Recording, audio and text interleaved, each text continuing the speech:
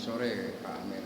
Kami dari Jaya Data Rema YouTuber ingin minta komentar Bapak tentang rencana pertemuan yang batal antara Pak Luhut dengan Pak Prabowo Subianto.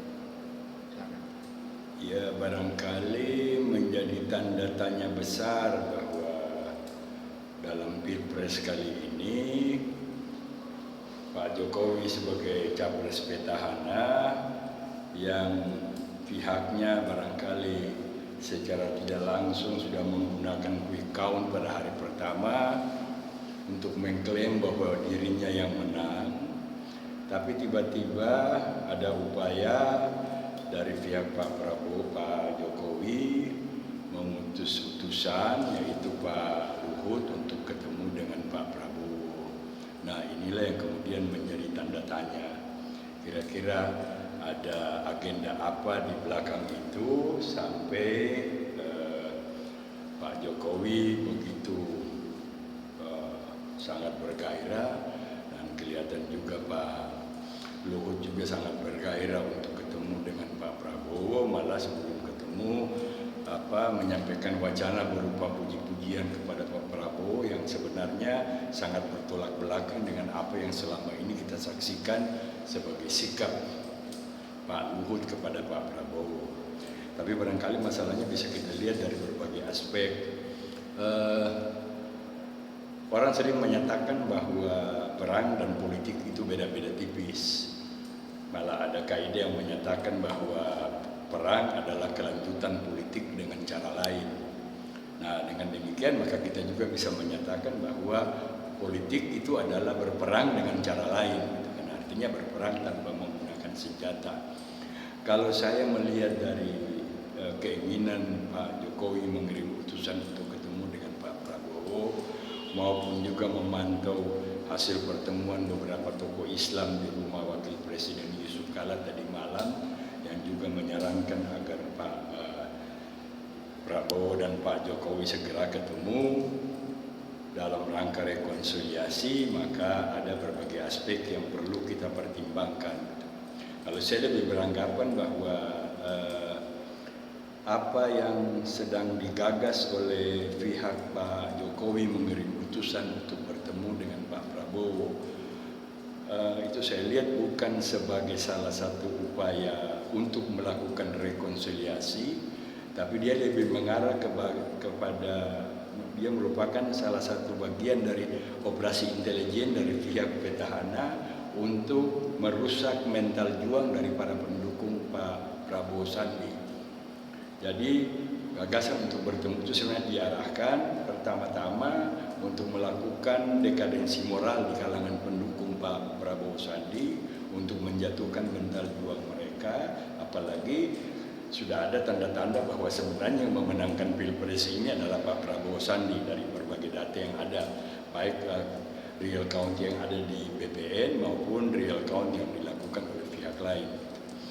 Nah, oleh karena itu maka kita harapkan apapun juga yang terjadi, saya kira rekonsiliasi itu memang baik dalam setiap kontestasi politik. Setelah kontestasi itu selesai, perlu dilakukan rekonsiliasi antara kelompok yang memenangkan kontestasi itu dengan kelompok yang kalah, karena baik kelompok menang maupun kelompok kalah kan sama-sama punya kewajiban untuk ikut memberikan kontribusi bagi penyelenggaraan pemerintahan dan pembangunan bangsa dan negara kita menuju masyarakat yang adil dan makmur.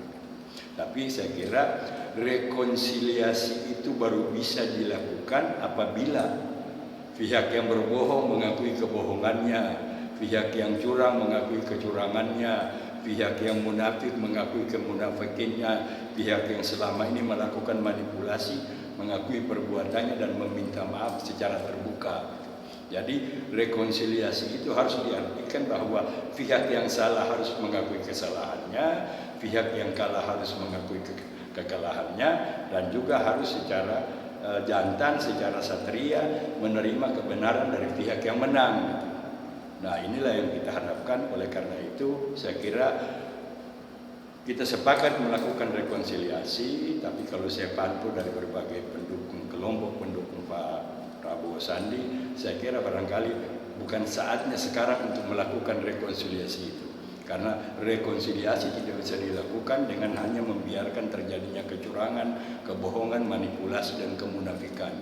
Nah, saya kira barangkali salah satu cara untuk mempercepat rekonsiliasi itu adalah juga sikap satria dari Pak Jokowi. Sikap satria Pak Jokowi untuk memerintahkan KPU jangan curang, memerintahkan Bawaslu jangan curang, memerintahkan para surveyor quick count supaya jangan melakukan kecurangan agar kita kembali kepada kejujuran, keadilan, kebenaran yang sesungguhnya. Nah, oleh karena itulah saya kira sangat layak apabila Pak Prabowo sendiri sampai sekarang belum mempersiapkan waktu untuk menerima ajakan bertemu dari pihak manapun juga, termasuk Pak Luhut yang katanya diutus oleh Pak Jokowi. Jadi kita harus memahami ini bahwa rekonsiliasi tidak mungkin bisa dilakukan. Nah, saya kira kalau syarat yang pertama misalnya Pak Luhut dengan teman-teman dipimpin oleh Pak Jokowi datang ke tempat Pak Prabowo dengan membawa bendera putih, mengakui kesalahan dan mengakui kekalahan dan menerima kemenangannya Pak Prabowo, barangkali di sanalah baru pintu rekonsiliasi itu terbuka. Saya kira demikian. Oke, terima kasih Pak.